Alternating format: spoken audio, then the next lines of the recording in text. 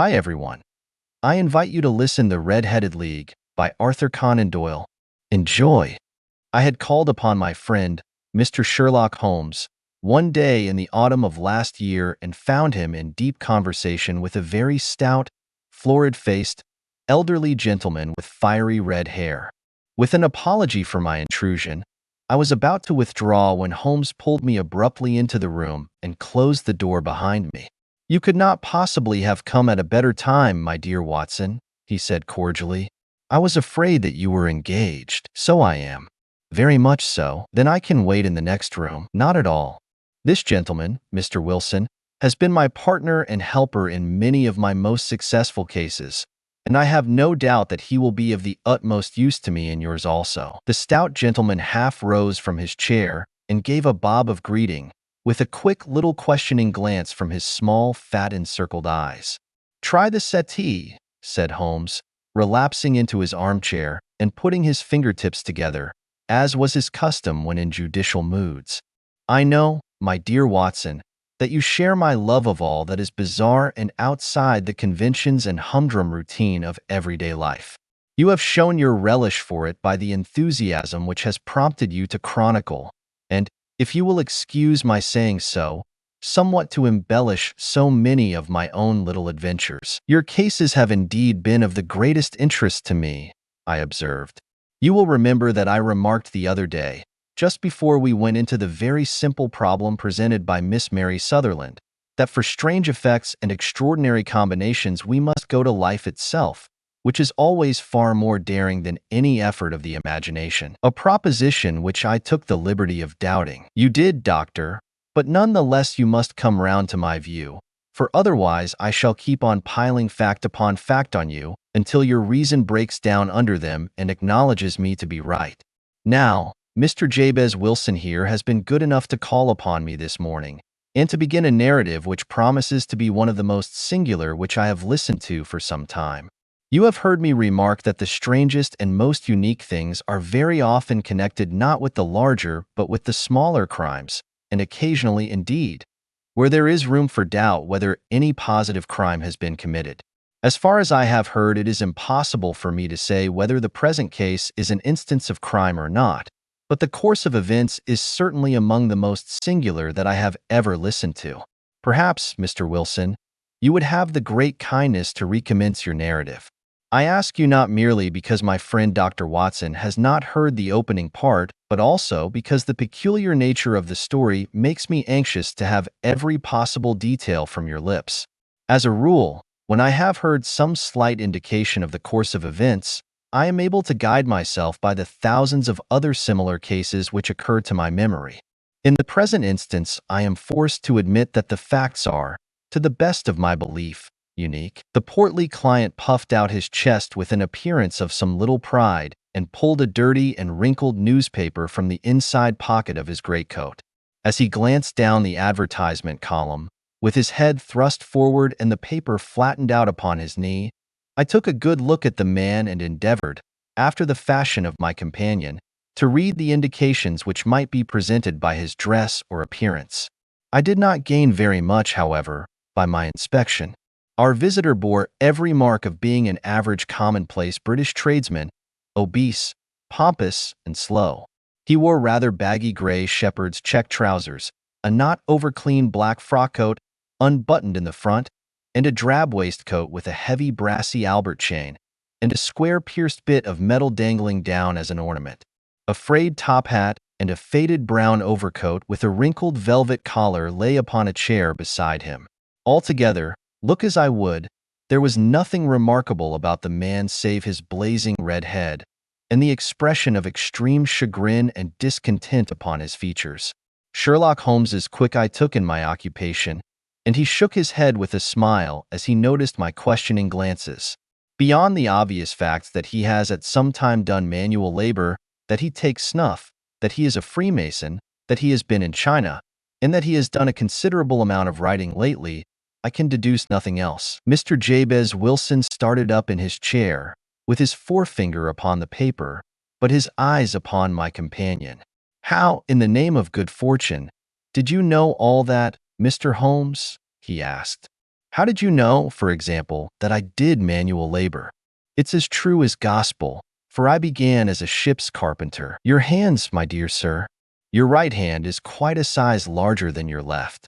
You have worked with it, and the muscles are more developed. Well, the snuff, then, and the Freemasonry? I won't insult your intelligence by telling you how I read that, especially as, rather against the strict rules of your order, you use an arc and compass breastpin. Ah, of course, I forgot that. But the writing? What else can be indicated by that right cuff so very shiny for 5 inches, and the left one with the smooth patch near the elbow where you rested upon the desk? Well, but China. The fish that you have tattooed immediately above your right wrist could only have been done in China. I have made a small study of tattoo marks and have even contributed to the literature of the subject. That trick of staining the fish's scales of a delicate pink is quite peculiar to China. When, in addition, I see a Chinese coin hanging from your watch chain, the matter becomes even more simple. Mr. Jabez Wilson laughed heavily. Well, I never, said he. I thought at first that you had done something clever, but I see that there was nothing in it, after all. I begin to think, Watson, said Holmes, that I make a mistake in explaining. Omni ignotum pro magnifico, you know, and my poor little reputation, such as it is, will suffer shipwreck if I am so candid. Can you not find the advertisement, Mr. Wilson? Yes, I have got it now, he answered with his thick red finger planted halfway down the column. Here it is. This is what began it all. You just read it for yourself, sir. I took the paper from him and read as follows. To the Red-Headed League, on account of the bequest of the late Ezekiah Hopkins, of Lebanon, Pennsylvania, U.S.A. There is now another vacancy open which entitles a member of the League to a salary of £4 a week for purely nominal services. All red-headed men who are sound in body and mind, and above the age of 21 years, are eligible. Apply in person on Monday, at 11 o'clock, to Duncan Ross, at the offices of the League, 7 Pope's Court, Fleet Street. What on earth does this mean? I ejaculated after I had twice read over the extraordinary announcement. Holmes chuckled and wriggled in his chair, as was his habit when in high spirits. It is a little off the beaten track, isn't it? Said he. And now, Mr. Wilson, off you go at scratch and tell us all about yourself, your household, and the effect which this advertisement had upon your fortunes. You will first make a note, Doctor, of the paper and the date. It is the Morning Chronicle of April 27th, 1890. Just 2 months ago. Very good. Now, Mr. Wilson? Well, it is just as I have been telling you, Mr. Sherlock Holmes, said Jabez Wilson, mopping his forehead. I have a small pawnbroker's business at Coburg Square, near the city. It's not a very large affair, and of late years it has not done more than just give me a living. I used to be able to keep 2 assistants, but now I only keep 1. And I would have a job to pay him, but that he is willing to come for half wages so as to learn the business. What is the name of this obliging youth? Asked Sherlock Holmes. His name is Vincent Spaulding, and he's not such a youth either. It's hard to say his age. I should not wish a smarter assistant, Mr. Holmes, and I know very well that he could better himself and earn twice what I am able to give him. But, after all, if he is satisfied, why should I put ideas in his head? Why, indeed? You seem most fortunate in having an employee who comes under the full market price. It is not a common experience among employers in this age.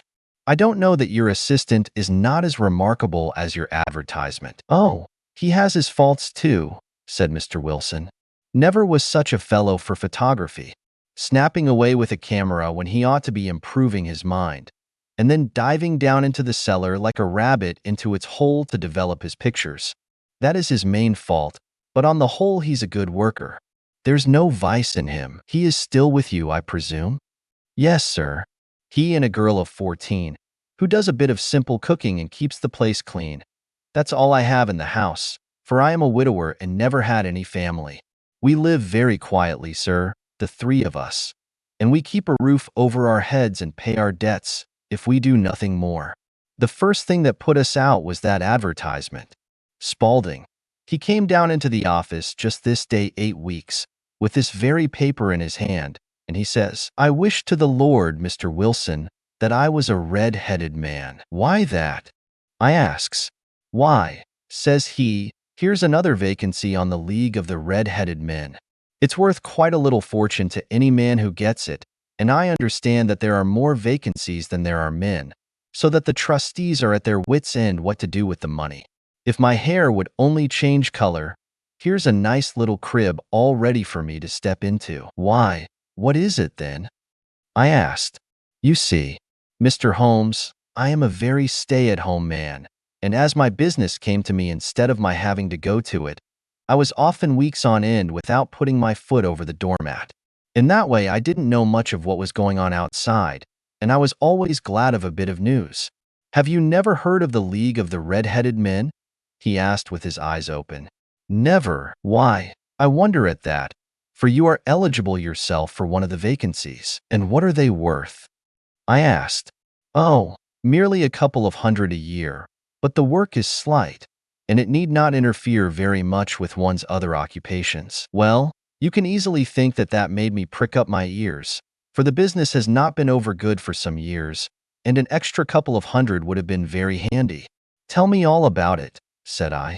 "Well," said he, showing me the advertisement, "you can see for yourself that the League has a vacancy, and there is the address where you should apply for particulars. As far as I can make out, the League was founded by an American millionaire, Ezekiah Hopkins, who was very peculiar in his ways. He was himself red-headed, and he had a great sympathy for all red-headed men. So when he died, it was found that he had left his enormous fortune in the hands of trustees, with instructions to apply the interest to the providing of easy berths to men whose hair is of that color. From all I hear, it is splendid pay and very little to do." "But," said I, "there would be millions of red-headed men who would apply." "Not so many as you might think," he answered. "You see, it is really confined to Londoners and to grown men." This American had started from London when he was young, and he wanted to do the old town a good turn. "Then, again, I have heard it is no use your applying if your hair is light red, or dark red, or anything but real bright, blazing, fiery red. Now, if you cared to apply, Mr. Wilson, you would just walk in. But perhaps it would hardly be worth your while to put yourself out of the way for the sake of a few £100. Now, it is a fact, gentlemen, as you may see for yourselves, that my hair is of a very full and rich tint, so that it seemed to me that if there was to be any competition in the matter, I stood as good a chance as any man that I had ever met. Vincent Spaulding seemed to know so much about it that I thought he might prove useful, so I just ordered him to put up the shutters for the day and to come right away with me. He was very willing to have a holiday, so we shut the business up and started off for the address that was given us in the advertisement. I never hoped to see such a sight as that again, Mr. Holmes. From north, south, east, and west, every man who had a shade of red in his hair had tramped into the city to answer the advertisement. Fleet Street was choked with red-headed folk, and Pope's Court looked like a coster's orange barrow. I should not have thought there were so many in the whole country as were brought together by that single advertisement. Every shade of color they were: straw, lemon, orange, brick, Irish setter, liver, clay. But, as Spaulding said, there were not many who had the real vivid flame-colored tint. When I saw how many were waiting, I would have given it up in despair, but Spaulding would not hear of it. How he did it I could not imagine, but he pushed and pulled and butted until he got me through the crowd and right up to the steps which led to the office. There was a double stream upon the stair, some going up in hope and some coming back dejected. But we wedged in as well as we could and soon found ourselves in the office. "Your experience has been a most entertaining one," remarked Holmes as his client paused and refreshed his memory with a huge pinch of snuff. "Pray continue your very interesting statement." There was nothing in the office but a couple of wooden chairs and a deal table, behind which sat a small man with a head that was even redder than mine. He said a few words to each candidate as he came up, and then he always managed to find some fault in them which would disqualify them. Getting a vacancy did not seem to be such a very easy matter, after all. However, when our turn came, the little man was much more favorable to me than to any of the others, and he closed the door as we entered, so that he might have a private word with us. "This is Mr. Jabez Wilson," said my assistant, "and he is willing to fill a vacancy in the league, and he is admirably suited for it," the other answered. "He has every requirement. I cannot recall when I have seen anything so fine." He took a step backward, cocked his head on one side, and gazed at my hair until I felt quite bashful. Then suddenly he plunged forward, wrung my hand, and congratulated me warmly on my success. "It would be injustice to hesitate," said he. "You will, however, I am sure, excuse me for taking an obvious precaution." With that he seized my hair in both his hands and tugged until I yelled with the pain. "There is water in your eyes," said he as he released me. "I perceive that all is as it should be. But we have to be careful, for we have twice been deceived by wigs and once by paint. I could tell you tales of cobbler's wax which would disgust you with human nature." He stepped over to the window and shouted through it at the top of his voice that the vacancy was filled. A groan of disappointment came up from below, and the folk all trooped away in different directions until there was not a redhead to be seen except my own and that of the manager. "My name," said he, "is Mr. Duncan Ross, and I am myself one of the pensioners upon the fund left by our noble benefactor. Are you a married man, Mr. Wilson? Have you a family?" I answered that I had not. His face fell immediately. "Dear me," he said gravely, "that is very serious indeed. I am sorry to hear you say that." The fund was, of course, for the propagation and spread of the redheads, as well as for their maintenance. "It is exceedingly unfortunate that you should be a bachelor." My face lengthened at this, Mr. Holmes, for I thought that I was not to have the vacancy after all.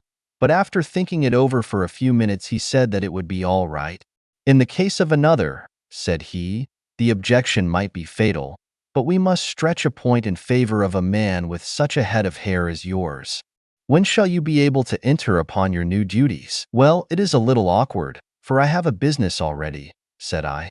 "Oh, never mind about that, Mr. Wilson," said Vincent Spaulding. "I should be able to look after that for you." "What would be the hours?" I asked. 10 to 2. Now a pawnbroker's business is mostly done of an evening, Mr. Holmes, especially Thursday and Friday evening, which is just before payday. So it would suit me very well to earn a little in the mornings.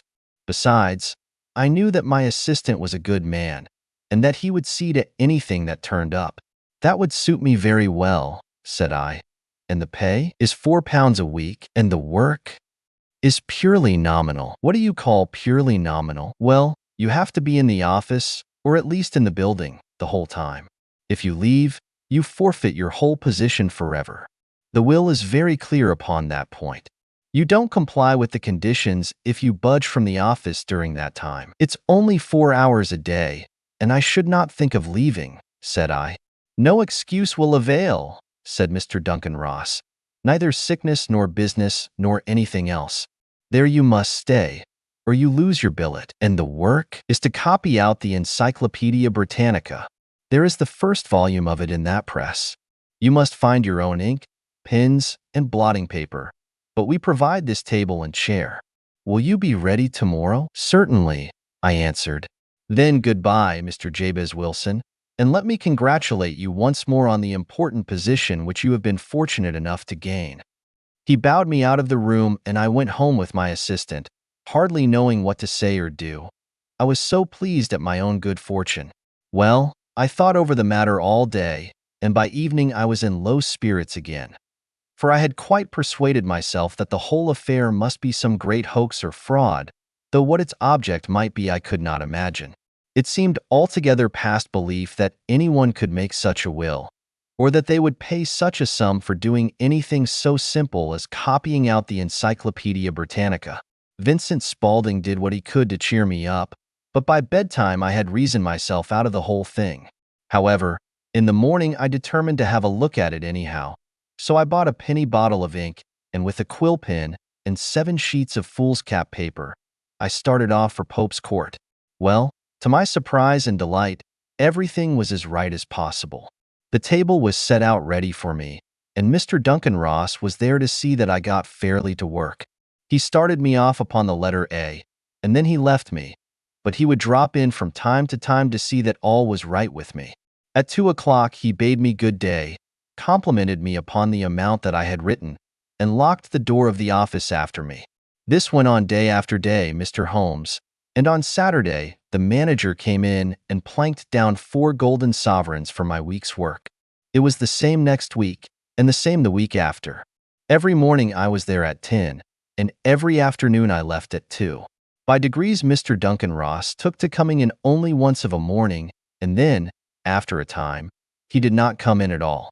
Still, of course, I never dared to leave the room for an instant, for I was not sure when he might come, and the billet was such a good one, and suited me so well that I would not risk the loss of it. 8 weeks passed away like this, and I had written about abbots and archery and armor and architecture in Attica, and hoped with diligence that I might get on to the bees before very long. It cost me something in foolscap, and I had pretty nearly filled a shelf with my writings. And then suddenly the whole business came to an end. To an end? Yes, sir, and no later than this morning. I went to my work as usual at 10 o'clock, but the door was shut and locked, with a little square of cardboard hammered onto the middle of the panel with a tack. Here it is, and you can read for yourself. He held up a piece of white cardboard about the size of a sheet of notepaper. It read in this fashion: The Red-Headed League, I.S., dissolved. October 9th, 1890. Sherlock Holmes and I surveyed this curt announcement and the rueful face behind it, until the comical side of the affair so completely overtopped every other consideration that we both burst out into a roar of laughter. "I cannot see that there is anything very funny," cried our client, flushing up to the roots of his flaming head. "If you can do nothing better than laugh at me, I can go elsewhere." "No, no," cried Holmes, shoving him back into the chair from which he had half risen. "I really wouldn't miss your case for the world. It is most refreshingly unusual. But there is, if you will excuse my saying so, something just a little funny about it. Pray, what steps did you take when you found the card upon the door?" "I was staggered, sir. I did not know what to do. Then I called at the offices round, but none of them seemed to know anything about it. Finally, I went to the landlord, who was an accountant living on the ground floor, and I asked him if he could tell me what had become of the Red-Headed League. He said that he had never heard of any such body. Then I asked him who Mr. Duncan Ross was. He answered that the name was new to him. "Well," said I, "the gentleman at number 4. "What, the red-headed man?" "Yes." "Oh," said he, "his name was William Morris. He was a solicitor and was using my room as a temporary convenience until his new premises were ready. He moved out yesterday." "Where could I find him?" "Oh, at his new offices. He did tell me the address." "Yes, 17, King Edward Street, near St. Paul's." I started off, Mr. Holmes, but when I got to that address, it was a manufactory of artificial kneecaps, and no one in it had ever heard of either Mr. William Morris or Mr. Duncan Ross. "And what did you do then?" asked Holmes. "I went home to Saxe-Coburg Square, and I took the advice of my assistant. But he could not help me in any way. He could only say that if I waited I should hear by post. But that was not quite good enough, Mr. Holmes. I did not wish to lose such a place without a struggle, so, as I had heard that you were good enough to give advice to poor folk who were in need of it, I came right away to you." "And you did very wisely," said Holmes. "Your case is an exceedingly remarkable one, and I shall be happy to look into it. From what you have told me, I think that it is possible that graver issues hang from it than might at first sight appear." "Grave enough," said Mr. Jabez Wilson.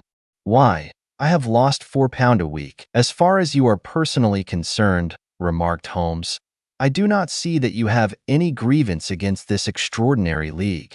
On the contrary, you are, as I understand, richer by some £30, to say nothing of the minute knowledge which you have gained on every subject which comes under the letter A. You have lost nothing by them." "No, sir. But I want to find out about them, and who they are, and what their object was in playing this prank, if it was a prank, upon me. It was a pretty expensive joke for them, for it cost them £32. We shall endeavor to clear up these points for you. And first, 1 or 2 questions, Mr. Wilson. This assistant of yours who first called your attention to the advertisement, how long had he been with you?" About a month then. How did he come? In answer to an advertisement. Was he the only applicant? No, I had a dozen. Why did you pick him? Because he was handy and would come cheap. At half wages, in fact. Yes. What is he like, this Vincent Spaulding? Small, stout-built, very quick in his ways, no hair on his face, though he's not short of 30. Has a white splash of acid upon his forehead. Holmes sat up in his chair in considerable excitement. I thought as much, said he. Have you ever observed that his ears are pierced for earrings? Yes, sir. He told me that a gypsy had done it for him when he was a lad. Said Holmes, sinking back in deep thought. He is still with you? Oh, yes, sir. I have only just left him. And has your business been attended to in your absence? Nothing to complain of, sir. There's never very much to do of a morning. That will do, Mr. Wilson. I shall be happy to give you an opinion upon the subject in the course of a day or two. Today is Saturday, and I hope that by Monday we may come to a conclusion. Well, Watson, said Holmes when our visitor had left us, what do you make of it all? I make nothing of it, I answered frankly.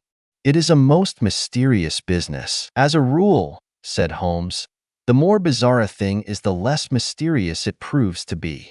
It is your commonplace, featureless crimes which are really puzzling, just as a commonplace face is the most difficult to identify. But I must be prompt over this matter. What are you going to do, then? I asked. To smoke, he answered. It is quite a three-pipe problem, and I beg that you won't speak to me for 50 minutes. He curled himself up in his chair, with his thin knees drawn up to his hawk-like nose, and there he sat with his eyes closed and his black clay pipe thrusting out like the bill of some strange bird. I had come to the conclusion that he had dropped asleep, and indeed was nodding myself, when he suddenly sprang out of his chair with the gesture of a man who has made up his mind and put his pipe down upon the mantelpiece. Sarasate plays at the St. James's Hall this afternoon, he remarked. What do you think, Watson? Could your patient spare you for a few hours? I have nothing to do today. My practice is never very absorbing. Then put on your hat and come. I am going through the city first, and we can have some lunch on the way. I observe that there is a good deal of German music on the program, which is rather more to my taste than Italian or French. It is introspective, and I want to introspect. Come along. We traveled by the underground as far as Aldersgate, and a short walk took us to Saxe-Coburg Square, the scene of the singular story which we had listened to in the morning. It was a poky, little, shabby-genteel place, where 4 lines of dingy 2-storied brick houses looked out into a small railed-in enclosure, where a lawn of weedy grass and a few clumps of faded laurel bushes made a hard fight against a smoke-laden and uncongenial atmosphere. 3 gilt balls and a brown board with Jabez Wilson in white letters upon a corner house announced the place where our red-headed client carried on his business.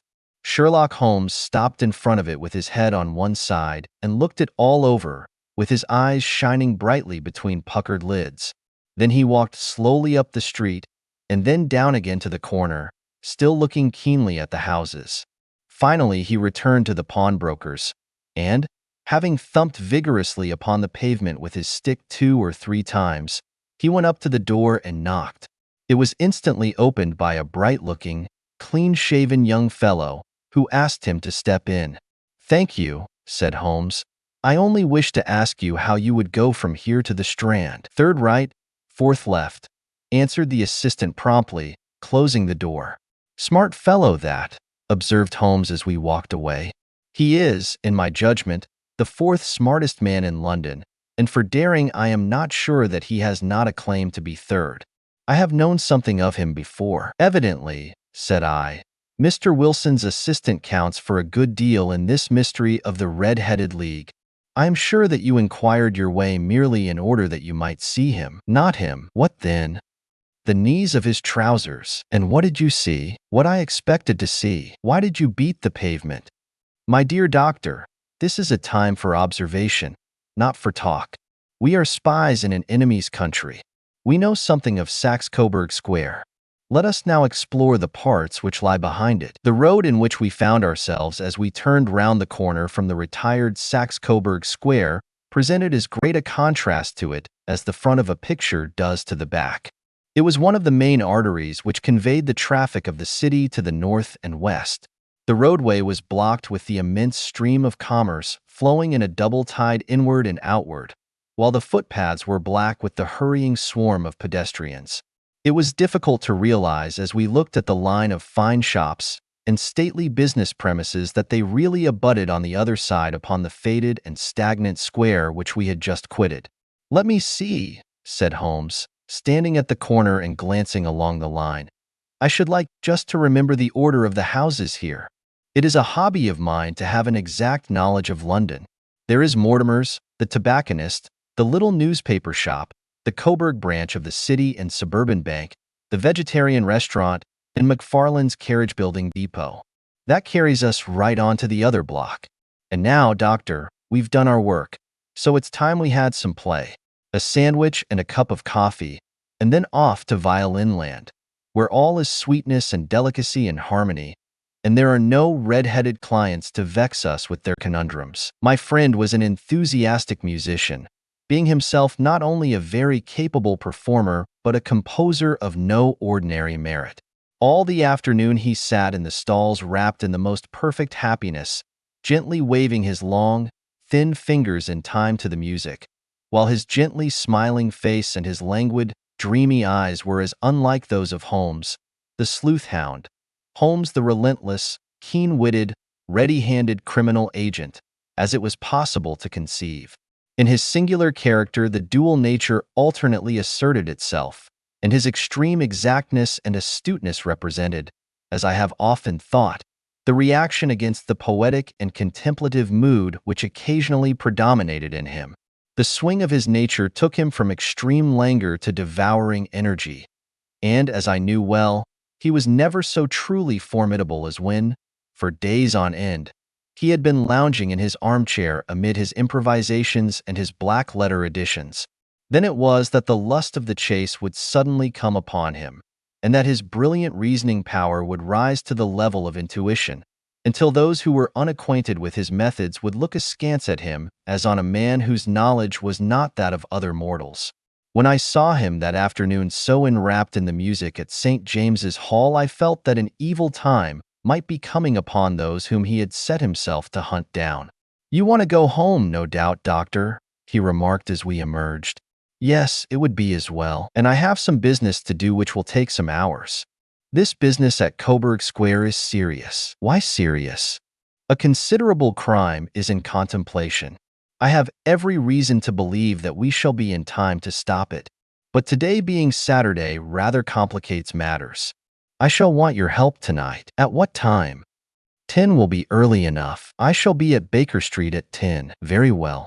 And, I say, Doctor, there may be some little danger, so kindly put your army revolver in your pocket."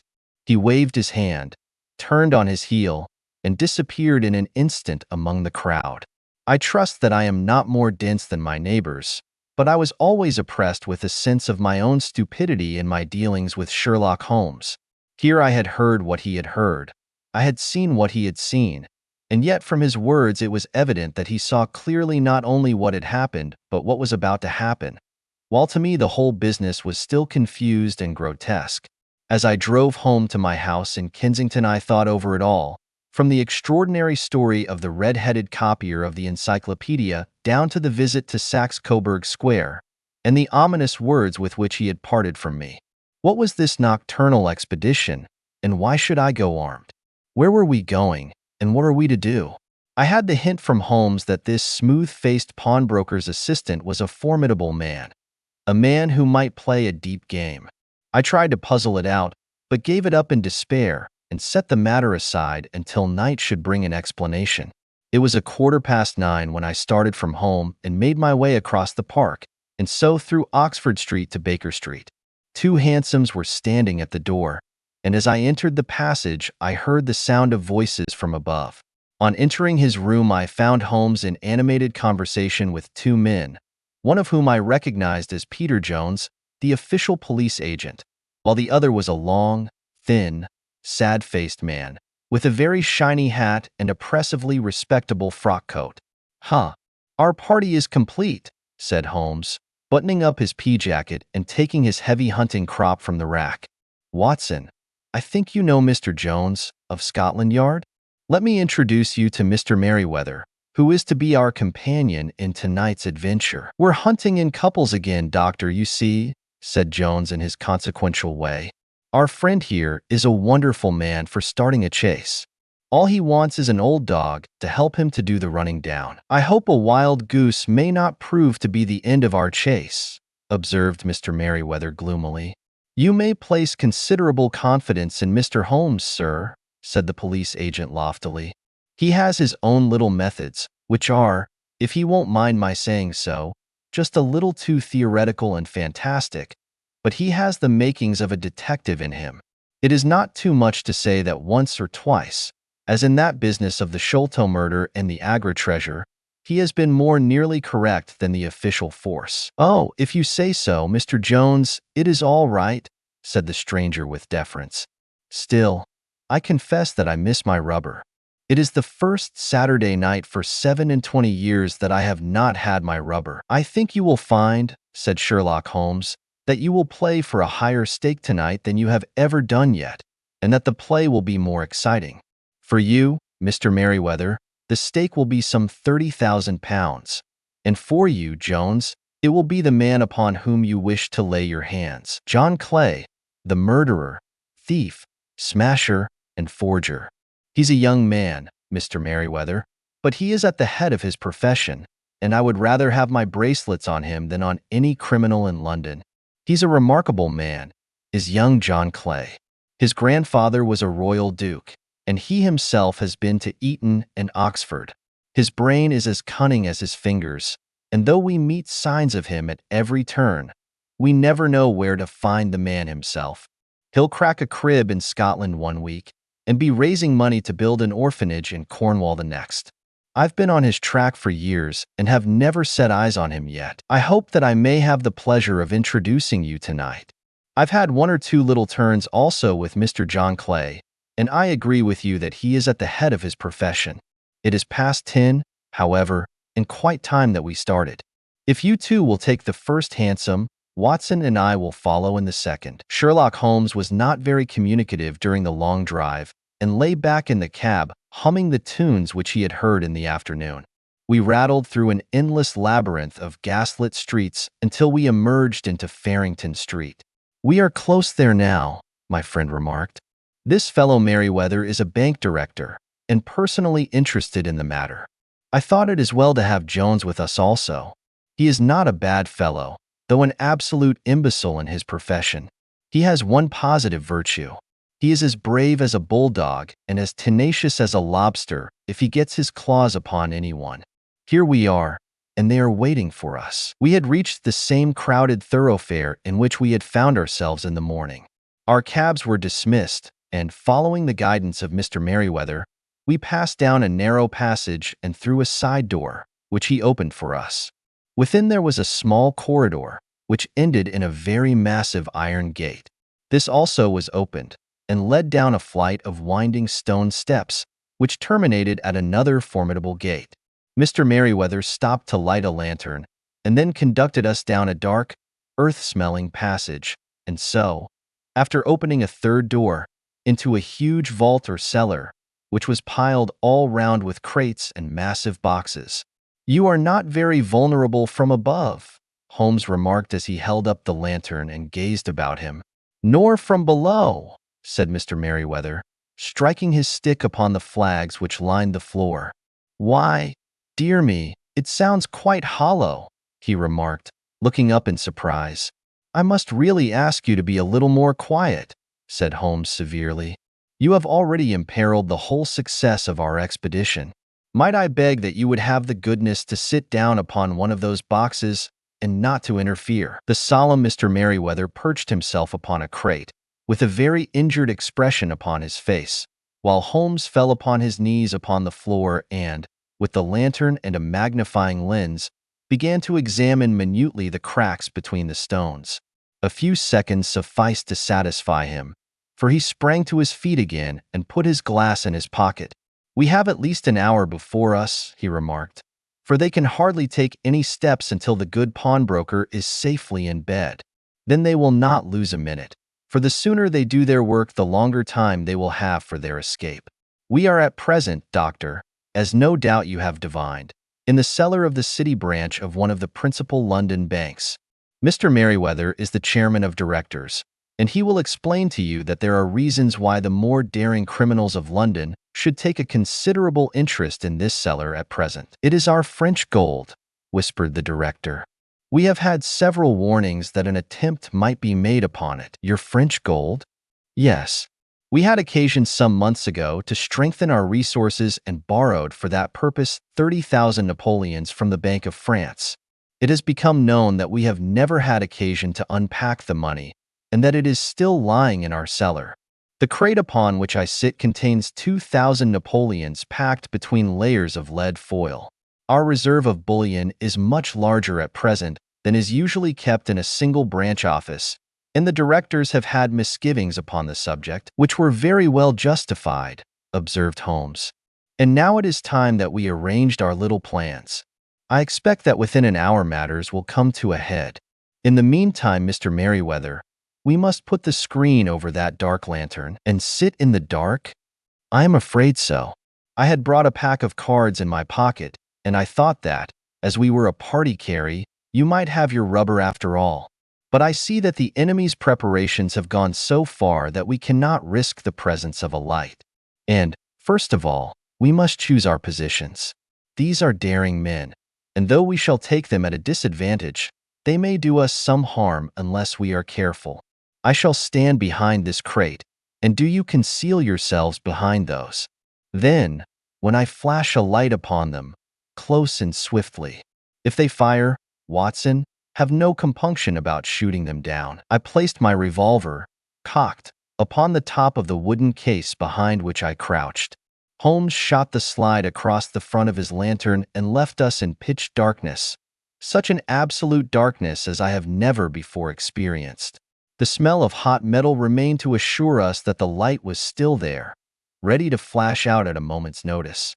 To me, with my nerves worked up to a pitch of expectancy, there was something depressing and subduing in the sudden gloom, and in the cold, dank air of the vault.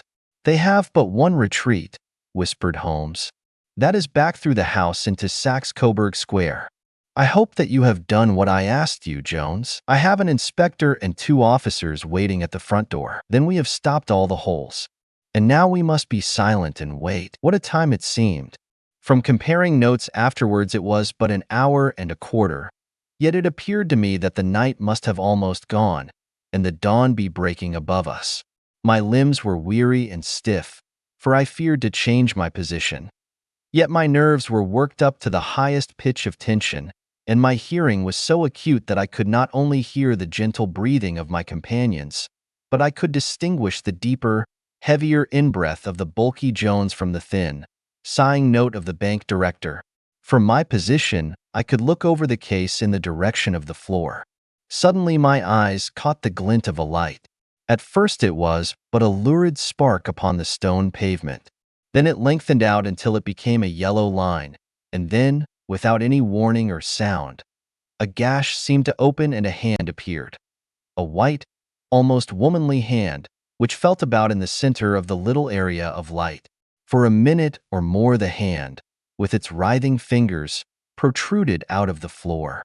Then it was withdrawn as suddenly as it appeared, and all was dark again save the single lurid spark which marked a chink between the stones. Its disappearance, however, was but momentary. With a rending, tearing sound, one of the broad, white stones turned over upon its side and left a square, gaping hole, through which streamed the light of a lantern. Over the edge there peeped a clean-cut, boyish face, which looked keenly about it, and then, with a hand on either side of the aperture, drew itself shoulder-high and waist-high, until one knee rested upon the edge. In another instant he stood at the side of the hole and was hauling after him a companion, lithe and small like himself, with a pale face and a shock of very red hair. "It's all clear," he whispered. "Have you the chisel and the bags?" "Great Scott!